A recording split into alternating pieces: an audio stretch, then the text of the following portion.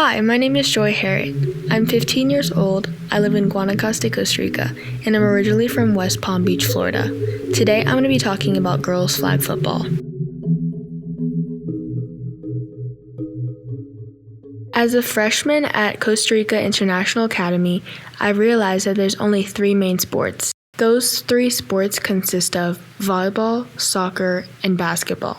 I've usually called that a good variety of sports until I remembered how many other sports actually exist in so many other high schools around the world, including girls flag football. That's when I recognized the problem that I was facing. This problem was the fact that I felt like my school didn't have enough variety of sports. And when talking to my friends about this issue, they also agreed. So here's my backstory.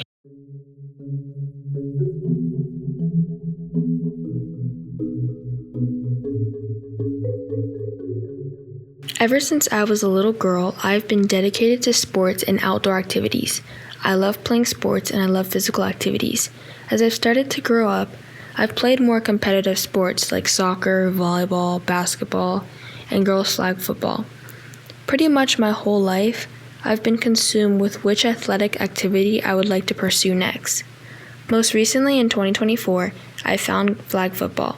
Not only did I love it so much, but so many other girls did too. I moved to Costa Rica in 2016 when I was 7 years old, but I spent the last year, 2023 to 2024, in my hometown. Some people may ask, So Joy, how are you going to solve this problem? my idea to solve this problem is to start an ASA for girls flag football. I want to give girls here at CREA the opportunity to try something new or maybe continue a sport that they have missed playing. Girls sports don't always get that much recognition, but girls flag football is soaring and it will be played in the 2028 Olympics. Obviously, starting an ASA when being a student may not sound like the easiest thing to do, because it really hasn't been. There's lots of moving parts. But I'm attempting this matter because I can see it bringing great things to the future of our school.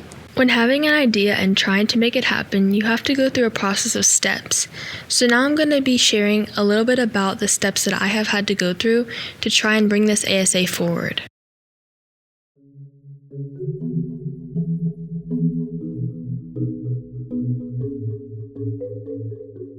The first phase of this process was brainstorming and ideas, which I've previously shared with you. The second phase is investigation and research. Doing your research before talking to people definitely helped me, and it will help you a lot within this process. Because if you don't have good information to show someone, then getting their interest will be difficult. The research that I did was basically just finding the steps I had to move forward with when trying to start an ASA or team for my school. The third phase to this process for me was feedback and communication. Talking to people definitely helps, and when talking to my friends, teachers, and family, it helped me with gathering new ideas and getting the feedback I needed to then move forward with the next steps within my process. It also helped me see what kind of interest I was getting within my idea. The fourth phase of this process was finding an expert. My expert was my previous flag football coach. I thought he would be ideal for this because he has started 2 flag football teams, one of them being out of high school. He ended up being the perfect candidate because not only had he started and currently coaches 2 girls flag football teams, but he also had interworking knowledge and great advice. But at the same time, he was able to answer all of my questions and give me personalized feedback. A question I had for my expert was if girls flag football could help with college applications. And this is what he had to say. Opportunities. Great. I think, obviously, your college application, you want to have extracurricular things on there. So I think, I'm sure it's beneficial when it comes to that. I do know that it is, right now, supposedly one of, if not the easiest sport to get a college scholarship for a girl is flag football right now. There's not, even though it's only NAIA is the highest level right now, which is not Division 1 or 2 or 3. It's growing at the collegiate level. There's more and more schools that are having, or starting girls flag football programs.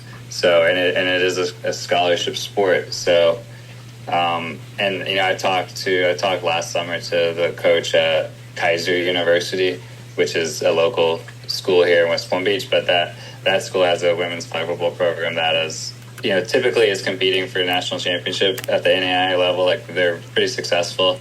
Wow. So, and he was telling me, like, we'll get girls who they've never even played it until high school, but they pick up the sport real quick, and like we have just increasing opportunities to get scholarships. This is something I learned while talking to my expert. The fifth phase of my process was reaching out and organizing.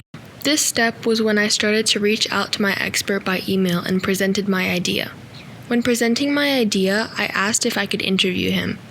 After getting his confirmation, I started organizing the date and time of when it was going to be done. I was fortunate enough to be able to reach out to my expert several times with questions, and I received really good feedback. I also talked with several teachers and had a meeting with my principal, Mr. Nick. Overall, I have had a few difficulties with my process, like finding dates and times that I was free, or taking people's declines as motivation to continue going. This process hasn't been an easy one, but it's been self-rewarding, so in the end I feel successful. Thank you all for joining my journey. Let's make this ASA happen.